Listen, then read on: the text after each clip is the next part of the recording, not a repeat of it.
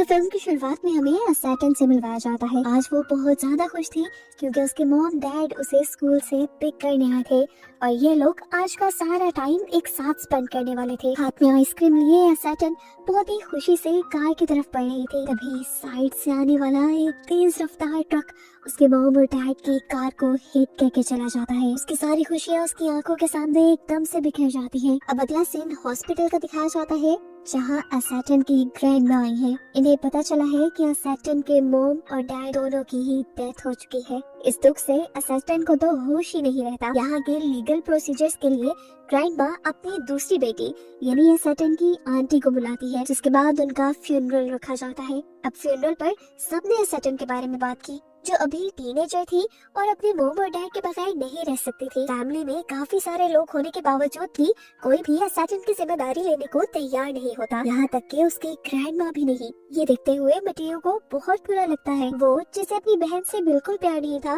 वो उसकी बेटी यानी सैटर्न की जिम्मेदारी लेने का फैसला करती है और सैटर्न से कहती है, वैसे तो मैंने हमेशा तुम्हारी मॉम से नफरत की है, लेकिन फिर भी अगर तुम चाहो तो मेरे साथ रह सकती हो। ये सुनते ही सैटर्न की आंखों में आंसू आ गए और उसने मटियो के साथ ही रहने का फैसला किया क्योंकि वो अकेली थी जिसने सैटर्न के बारे में सोचा था। फ्यूनरल के बाद सैटर्न अपना थोड़ा बहुत सामान लेकर मटियो के साथ मटियो के घर आ गई। मटियो ने घर खोलते ही सैटर्न को 5 मिनट तक बाहर इंतजार करवाया और फिर घर के अंदर लेकर गई। मटियो के घर में इतना ज्यादा सामान था कि पाँव रखने की जगह नहीं थी, कुछ भी ऑर्गेनाइज नहीं था यहाँ पर। मटियो सैटर्न को वॉशरूम, फ्रिज और उसके रहने की जगह दिखाती है और खुद काम करने में लग जाती है।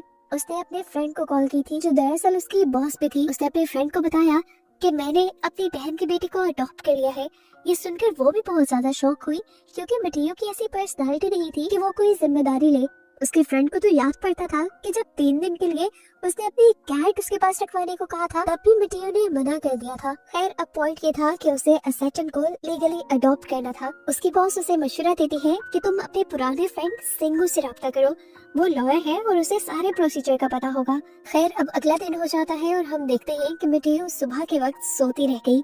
सैटर्न को स्कूल जाना था, वो खुद उठकर तैयार हुई, उसने नाश्ता बनाया और फिर मटियो को बताकर वो स्कूल चली गई। स्कूल जाने पर उसे उसकी बेस्ट फ्रेंड मिली जो उसके पुराने घर के पास रहती थी। वो उससे उसके मॉम डैड के मरने पर अफसोस करती है, लेकिन सैटर्न को ये हमदर्दियाँ नहीं चाहिए थी। उसका ये रिएक्शन देखकर उसकी दोस्त डर गई और उसने बताया, आई एम सॉरी, लेकिन तुम काफी दिन से नहीं आ रही थी तो मुझे तुम्हारी मजबूरी टीचर को भी बतानी पड़ी। इतने में ही उनके पास टीचर भी आ गई। सैटर्न को देखकर वो भी उससे हमदर्दी करने लगी और उन्होंने बताया कि मैंने सब बच्चों को तुम्हारे बारे में बता दिया है कि तुम्हारे साथ बहुत बुरा हुआ है, इसीलिए कोई भी बच्चा तुम्हें तंग नहीं करेगा और पिछला सिलेबस कवर करने में तुम्हारी हेल्प भी करेगा। टीचर की ये बातें सुनकर सैटर्न और ज्यादा टूट गई। उसने टीचर से कहा, सिर्फ चंद महीने रह गए थे स्कूल के मेरे, मैं चाहती थी कि कम से कम मेरी स्कूल लाइफ नॉर्मल गुजरे और आपने वो भी सब खराब कर दिया। ये कहकर वो वहाँ से चली जाती है और रास्ते में जब उसे उसकी दोस्त दिखाई देती है, वो उसको भी कहती है, आई हेट यू। वो इस टाइम बहुत ज्यादा टूटी हुई थी, दुखी थी। वो अपने मॉम डैड के घर चली गई और दरवाजा नॉक करने लगी।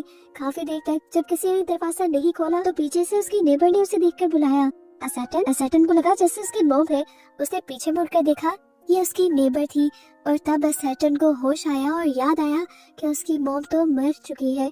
कौन ही ये अब दरवाजा खोलेगा। वो दुखी अब इधर उधर शहर में घूमने लगी, जबकि दूसरी तरफ हमें दिखाया गया कि मटियो सिंगो से मिल रही है सैटर्न को लीगली अडॉप्ट करने के लिए। सिंगो जो उसका बॉयफ्रेंड भी था, वो बहुत ज्यादा हैरान था मटियो के इस चेंज से। इन दोनों का ब्रेकअप भी इसलिए हुआ था क्योंकि मटियो शादी और बच्चों की जिम्मेदारी नहीं लेना चाहती थी। वो उससे पूछता है, तुम में इतना बड़ा चेंज कैसे? मटियो बस इतना ही कह पाती है, क्या सैटर्न को देखकर मेरा दिल पिघल गया।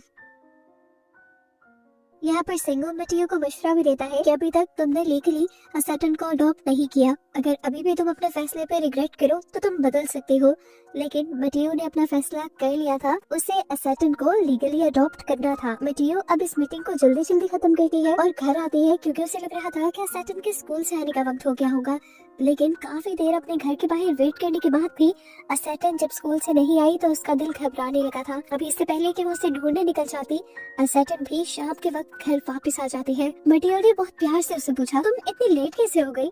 सैटर्न नहीं बताना चाहती थी आज उसके साथ जो कुछ भी हुआ। बातों को घुमाते हुए सैटर्न ने उसे कहा, मैं बस आपके घर का रास्ता भूल गई थी। तब मटियो ने कहा, अच्छा ठीक है, अगले बार कभी इस तरह लेट हो रही हो या मुश्किल में हो तो मुझे कॉल कर लेना। मैं परेशान हो रही थी। रात होने पर सैटर्न अपने सुबह वाले बिहेवियर से काफी ज्यादा दुखी थी, इसीलिए उसने अपनी फ्रेंड को कॉल करके सॉरी भी कह दिया। थोड़े दिन लाइफ यूं ही गुजरती रही और फिर मेटियो सैटर्न को उसके पुराने घर लेकर आई। वो चाहती थी कि सैटर्न यहाँ से अपना सारा जरूरी सामान कलेक्ट कर ले ताकि वो परमानेंट मेटियो के घर शिफ्ट हो सके। चीजें पैक करते हुए इनकी नजर पिकल पे जाती है। सैटर्न मेटियो को बताती है, पहले मुझे पिकल बिल्कुल भी पसंद नहीं थे, लेकिन मेरी मॉम ने जब ये पिकल बनाया तब के बाद से मुझे पिकल पसंद आने लगे। मेटियो ने बताया कि उसे भी पिकल्स बिल्कुल पसंद नहीं थे। तब सैटर्न ने कहा, आप प्लीज इसे एक मरतबा ट्राई तो करें। सैटर्न के कहने पर जब मेटियो ने इसे टेस्ट किया तो वाकई मेटियो को भी अब पिकल पसंद आने लगे थे। इसके बाद सैटर्न ने मेटियो से पूछा, आप मेरी मॉम से क्यों प्यार नहीं करती थी? वो क्या वजह थी कि आप उनसे नफरत करती थी? हो सकता है मुझे बताने के बाद आपकी नफरत कम होने लगे। सैटर्न की बात के जवाब में मेटियो ने कहा, तुम्हारी मॉम से मेरी नफरत कभी कम नहीं हो सकती, और जब उनके जीते जी मेरे दिमाग के ख्यालात नहीं बदले तो अब क्या बदलेंगे? सैटर्न बोली, देखिए हर काम ट्राई करने से होता है।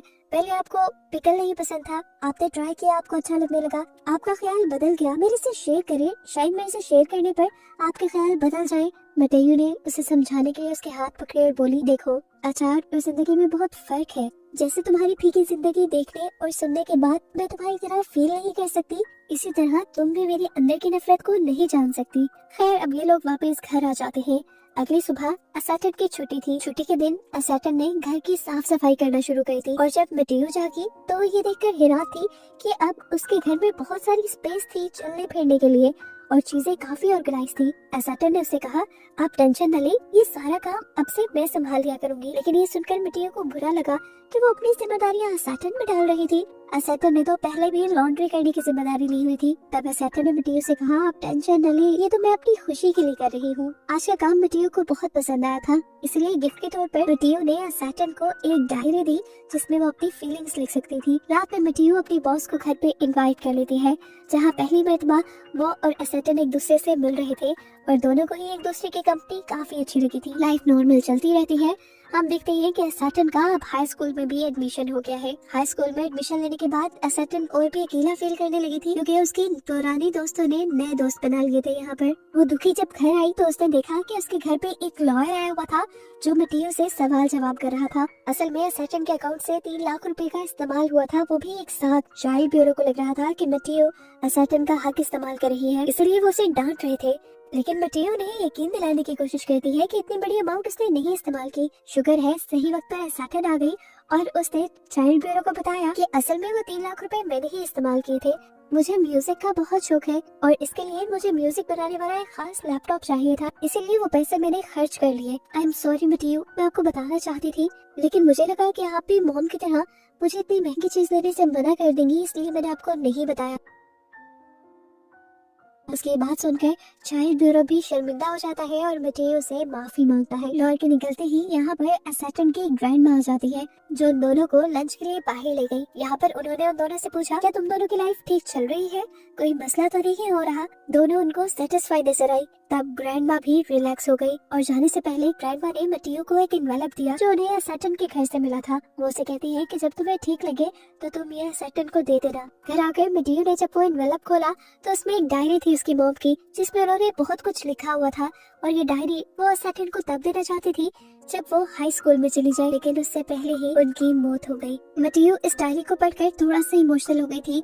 वो अभी इस डायरी को सैटर्न को नहीं देती क्योंकि उसे लग रहा था कि सैटर्न को ये डायरी कमजोर कर देगी। इतने टाइम बाद सैटर्न अब अपनी लाइफ में नॉर्मल होने लगी थी। उसने अपने स्कूल में एक म्यूजिक बैंड भी ज्वाइन कर लिया था और वो लोग काफी अच्छे गाने बनाते थे। एक दिन सैटर्न अपने नए गाने के लिए लिरिक्स बनाती है और आकर इसे मेटियो को दिखाती है। उसने लिखा तो काफी अच्छा था, लेकिन कहीं ना कहीं बहुत सी गलतियां थी जिसे इम्प्रूव करने में मेटियो ने उसकी हेल्प की। मेटियो की हेल्प से वो लिरिक्स इतने अच्छे हो गए थे कि जब सैटर्न ने अपने दोस्तों के सामने वो गाए तो सबको बहुत पसंद आए। इससे सैटर्न बहुत ज्यादा खुश हो गई और अब सैटर्न ने मेटियो की भी लाइफ नॉर्मल करने की ठान ली थी। वो बहुत ज्यादा फोर्स करके मेटियो को एक लाइब्रेरी में लेकर जाती है जहाँ आज से काफी साल पुराना लिखा हुआ मेटियो का नॉवल अभी भी बेस्ट सेलर था। मेटियो को लाइब्रेरी में देखकर मिटियो के फैंस उससे ऑटोग्राफ लेने लग जाते हैं। यहाँ पर मिटियो का बॉयफ्रेंड सिंगो भी आया हुआ था, जो उससे ऑटोग्राफ लेने के साथ साथ उससे दोबारा मिलने की भी रिक्वेस्ट करता है और मिटियो मान जाती है। मिटियो को काफी सालों बाद लोगों से मिलकर काफी अच्छा लग रहा था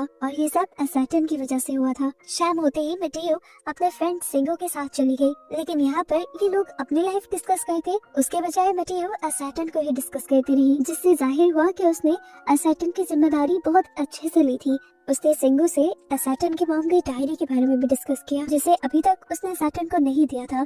सिंगो ने उसे मशवरा दिया कि तुम उस डायरी को सही वक्त पर असैटन को दे दो। यहाँ अब सीन्स अगले दिन पर शिफ्ट होते हैं, जहाँ हम देखते हैं कि असैटन के स्कूल में असैटन के लिखे हुए लिरिक्स को सबने बहुत पसंद किया। यहाँ तक के नोटिस बोर्ड पर भी उसके लिरिक्स को लगा दिया गया। सबने वो पढ़ा और सब बहुत ज्यादा खुश हुए, लेकिन असैटन उस तरह ज्यादा खुश नहीं थी। वो कुछ बहुत अच्छा लिखना चाहती थी, जैसे मिटियो ने वो नॉवल लिखा था। वो घर आई तो उसने देखा कि आज मिटियो से मिलने के लिए सिंगो आया हुआ था। वो इन दोनों को देखकर बहुत खुश हुई और उसने दोनों के पास आकर पूछा, क्या आप दोनों दोबारा एक साथ हो गए हैं? इस बात को टालने के लिए सिंगो उल्टा उसी सवाल करने लगा, क्या तुमने तुम्हारी मॉम की दी हुई डायरी पढ़ ली? और ये सुनकर असैटन हैरान हो जाती है। वो उससे पूछती है कौन सी डायरी, और यहाँ हमें पता चलता है कि मिटियो ने अभी तक असैटन को वो डायरी नहीं दी थी। अब क्योंकि बात खुल ही चुकी थी तो मिटियो ने असैटन को उसकी डायरी दे भी दी, जिसे लेकर वो बहुत ज्यादा इमोशनल हो गई। और इसी चीज को लेकर तो मिटियो डर रही थी कि वो दोबारा इमोशनल ना हो जाए। इस टाइम पर असैटन ने मिटियो से सवाल किया कि उस दिन आपने मुझे क्यों अपनाया था? तब मिटियो बोली, मुझे नहीं पता, उस दिन तुम्हें कोई सामने से अपना नहीं रहा था तो मुझे लगा कि मुझे तुम्हें अपना लेना चाहिए। उसकी इन अल्फाजों से असैटन और गुस्सा हो गई और उसने मिटियो से कहा, यानी आपने मुझ पे तरस खाया था? आपके पास तो प्यार करने वाली अपनी मॉम और सिंगो भी है, लेकिन मेरे पास कोई नहीं।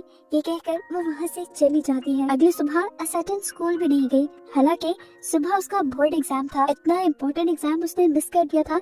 इसके गुस्से के लिए टीचर ने मिटियो को स्कूल बुला लिया और मिटियो को उसकी इर्रेस्पॉन्सिबिलिटी के लिए खूब डांटा। लेकिन मिटियो ने तो देखा था कि असैटन स्कूल गई थी, उसने स्कूल बंद कर लिया था। टेंशन में अब मिटियो जाती है अपनी मॉम के घर, जहाँ उसे पता चलता है कि असैटन भी उससे कुछ देर पहले ही यहाँ आई थी। मिटियो की मॉम ने उसे बताया कि असैटन बहुत ज्यादा उदास और डिप्रेस है, उसे बहुत ज्यादा ध्यान देने की जरूरत है। उसकी बात सुनकर मिटियो से सवाल करती है, मॉम सिर्फ बच्चों को पाला कैसे जाता है? ये सवाल मिटियो की मॉम अपने ही ऊपर ले लेती है और उससे पूछती है, तुम्हें क्या लगता है, क्या मैंने तुम्हारी परवरिश सही नहीं की? और उनके ये सवाल करते ही हमें मिटियो की पास्ट लाइफ दिखाई जाती है और हमें पता चलता है कि मिटियो की मॉम तो एक वर्किंग वुमन थी। मिटियो को असल में असैटन की मॉम ने यानी उसकी बहन ने पाला था। वो हर टाइम मिटियो को डांटती रहती थी कि मिटियो कोई काम नहीं करती, कुछ अच्छा नहीं करती, लोगों में एडजस्ट नहीं कर पाती। उनकी इन्हीं बातों की वजह से वो कभी असैटन की मॉम के साथ एडजस्ट नहीं हो पाई थी और यही वजह थी कि वो आज इंट्रोवर्ट थी। वो अपनी मॉम को ये भी बताती है कि असैटन की मॉम के मरने पे वो ज्यादा दुखी नहीं थी। दुख में अब वो भी यहाँ से उठकर चली गई। वो एक लेक के किनारे पे आई थी जहाँ वो बचपन से आया करती थी और यही हमें दिखाया गया कि असैटन भी इसी लेक के पास आई थी, क्योंकि इसी लेक पर उसकी मॉम उसे लेकर आती थी। उसे दूर खड़ी एक लेडी को देखा जो बिल्कुल उसकी मॉम जैसे लग रही थी। वो भागकर उस लेडी के पास गई तो देखा कि ये मिटियो ही थी। मिटियो को देखकर हैरानी से उसे पूछती है, आप यहाँ कैसे? तो मिटियो उल्टा उससे सवाल कर देती है कि ये मुझे तुमसे पूछना चाहिए, तुम्हें इस टाइम स्कूल होना चाहिए, तुम यहाँ पर कैसे? असैटन यहाँ उसकी बात को गोल कर देती है और मिटियो को बताती है कि उसने अपनी मॉम की वो डायरी नहीं पढ़ी क्योंकि उसे डर लग रहा है उसमें पता नहीं क्या लिखा होगा। वो यहाँ मिटियो को बताती है कि मैं अपनी मॉम को अच्छी तरह नहीं जानती, अभी तो मेरी वो एज आई ही नहीं थी कि जब मैं अपनी मॉम को अच्छी तरह जानूं, इसलिए मैं उनकी यादों के जरिए उनको जानने की कोशिश कर रही हूँ। मिटियो ने कहा, अच्छा तो तुम क्या जान पाई अपनी मॉम के बारे में? असैटन ने कहा, वो बहुत ऑर्गेनाइज्ड थी, हर चीज अपनी जगह पे रखती थी, उनका घर साफ रहता था, वो खाने भी बहुत अच्छे बनाती थी, वो अपनी वर्क लाइफ को और पर्सनल लाइफ को बैलेंस रखती थी। ये सुनकर मिटियो ने कहा, हाँ इन बातों से तो लग रहा है कि तुम्हारी मॉम एक बहुत अच्छी लेडी थी, लेकिन मेरा उनके साथ एक्सपीरियंस कुछ ज्यादा बेहतर नहीं रहा। बचपन में वो मेरी हर चीज को क्रिटिसाइज करती थी, यहाँ तक कि उन्होंने मेरा लिखा हुआ ड्रामा भी मेरे से बगैर पूछे फाड़कर फेंक दिया। हालांकि मेरे मुताबिक मैंने वो बहुत अच्छा लिखा था। मैं पूरी जिंदगी इसी चीज के लिए उनसे नफरत करती रही, लेकिन अब तुम्हारे साथ रहकर मुझे रियलाइज हुआ कि वो मुझसे नफरत नहीं करती थी, मेरी फिक्र करती थी। अगर वो उस दिन मेरा वो ड्रामा ना फाड़ती तो शायद मुझे बेस्ट सेलिंग नॉवल लिखने की करेज न मिलती। आज जब तुम स्कूल नहीं गई तो मुझे भी बिल्कुल तुम्हारी वैसी ही फिक्र हुई जैसे तुम्हारी मॉम को मेरी हुआ करती थी। मैं जिस चीज को पूरी जिंदगी नफरत समझती रही, असल में वो मेरी केयर थी। ये सारी बातें करने के बाद आज मिटियो के दिल से अपनी बहन के लिए सारी नफरत झड़ चुकी थी। इसीलिए अब मिटियो और असैटन मिलकर असैटन की मॉम की ग्रेव पर जाते हैं वहाँ पे फूल रखते हैं और एसेटन अपने मॉम और डैड को याद करके बहुत रोती है और आज मिटियो भी उसे पूरी तरह सहारा देती है। वक्त गुजरता है और दिखाया जाता है कि मिटियो की वजह से एसेटन की लाइफ वापस नॉर्मल हो गई थी। जिस स्कूल बैंड में उसने हिस्सा लिया था उसकी वजह से वो काफी मशहूर भी होने लगी थी और अब तो उसने अपनी मॉम की डायरी भी पढ़ ली थी जिसमें उन्होंने लिखा था कि वो एसेटन को कामयाब होता देखना चाहती है और उसकी मॉम की ख्वाहिश के मुताबिक एसेटन वक्त से पहले ही कामयाब हो रही थी। उसकी सिंगिंग वीडियो देखकर मिटियो भी बहुत प्राउड फील करती है और यही सब दिखाती हुई ये कहानियाँ खत्म हो जाती है।